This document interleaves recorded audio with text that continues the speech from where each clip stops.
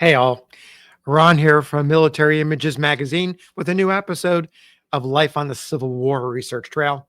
Today, we're headed to Fredericksburg, Virginia on December 13th, 1862, where a massive and momentous battle has unfolded. General Stonewall Jackson's corps held the southern section of the Confederate line, anchored on the southernmost section by Prospect Hill and its 14 guns. Another 40 artillery pieces supported Jackson's infantry.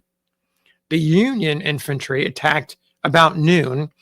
Prospect Hill erupted in a roar of lead and iron belching from the fiery mouths of the cannon. Below the artillerists, gray infantrymen hit the advancing enemy troops with well-aimed musketry. The unyielding, ferocious fire battered and drove back the Union attackers. An hour later, another wave of Federals advanced. This time, alert Union cannoneers had observed the puffs and battle smoke drifting from Prospect Hill and calculated the position of those Confederate cannon. The enemy responded with well-aimed shots that left wounded men, dead horses, disabled guns, and scattered debris from the wrecked batteries.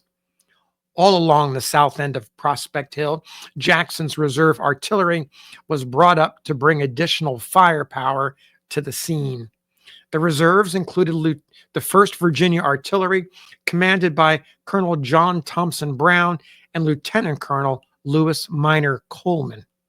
Lieutenant Colonel Coleman led one of the reserve batteries into position next to artillery commanded by Captain William Thomas Poague of Virginia's Rockbridge Artillery.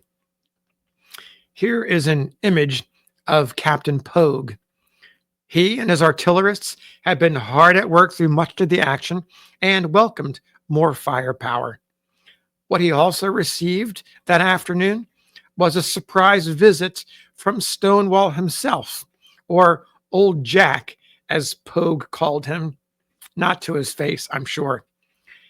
Poague's wartime memoirs, Gunner with Stonewall, Reminiscences of William Thomas Poague, includes the anecdote about Jackson's brief but memorable visit.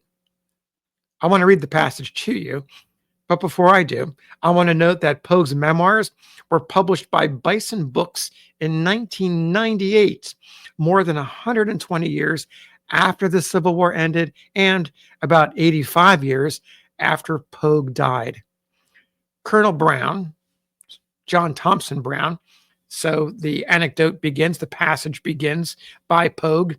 Colonel Brown got all his batteries into position without trouble, the enemy having ceased bombarding that part of our line.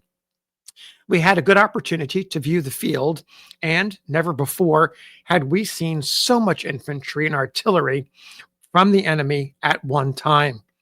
After an hour or so, General Jackson, in a brand new uniform, came to where my guns were and, with his glass, surveyed the field for some minutes. Then he called to me and said, "Captain, do you see that battery at what appears to be the junction of two roads?" At the same time, pointing to the place which was directly in our front. I replied an affirmation and that I had for some time noticed it firing at something away to my right. "Can't you silence that battery?" he asked. "We can try, General," I said.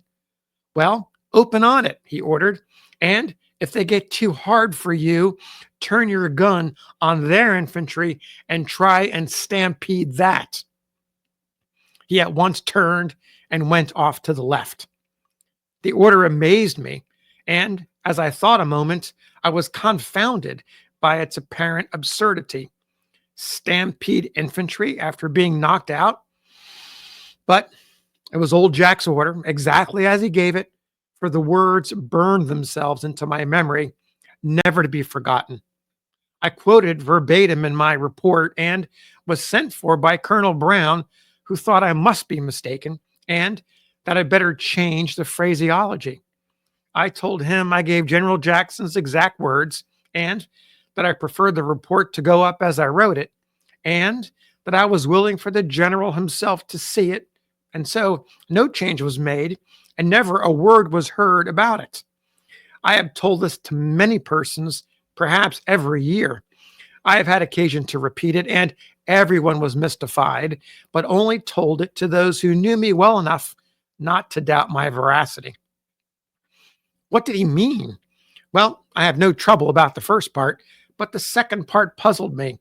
It must be borne in mind that no other guns in our long line of artillery, Browns, I mean, got any orders to open.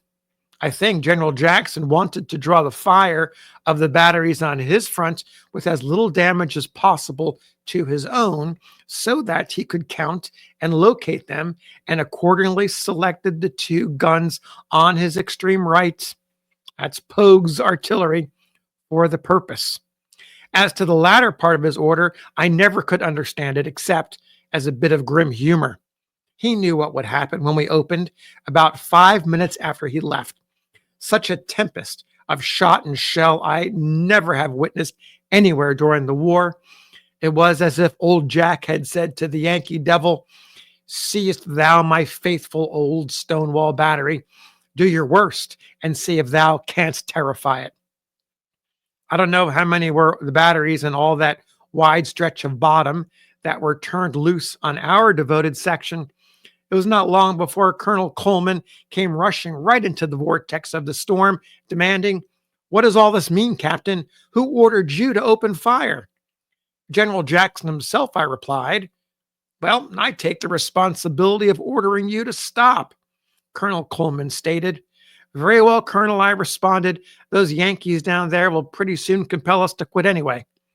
Just then, it was that Colonel Coleman was cut down, receiving a wound that resulted in his death some weeks afterwards. The order to cease firing was given, and the men directed to seek any cover they could behind trees and logs. Two of the finest soldiers in the battery were killed nearly at the same moment. Lieutenant Baxter McCorkle and Private Randolph Fairfax, and Arthur Robinson of a prominent Baltimore family was mortally wounded. Lieutenant McCorkle was trying to extinguish fire in the leaves near the caissons when his side was torn open by a missile of some sort. Fairfax was struck by a fragment in the middle of the forehead, death following quickly. Several others were wounded more or less seriously. Just after Colonel Coleman was struck, Colonel Brown arrived to see about matters, and while I was telling him, a piece of shell cut through my hat brim within an inch of my head, producing a sensation of much heat about my eyes and forehead. While still talking with him, a heavy shot struck within 3 feet of him, but he didn't move a muscle and was perfectly cool and self-possessed in all the fiery ordeal. All of our men who saw Brown and Coleman in this first baptism of fire concluded that they were of the right stuff and would do. So there you have the passage from Captain Poe's memoirs, that moment in time, perhaps lasting no more than a few minutes after Stonewall Jackson, commanding his corps, rode up, spied his field glass, saw the enemy cannon on the other side, and requested Poague to fire on them, and if that didn't work, to stampede them, to the source of confusion for Poague many years after the war. So thanks for listening. We'll see you on the next episode of Life on the Civil War Research Trail.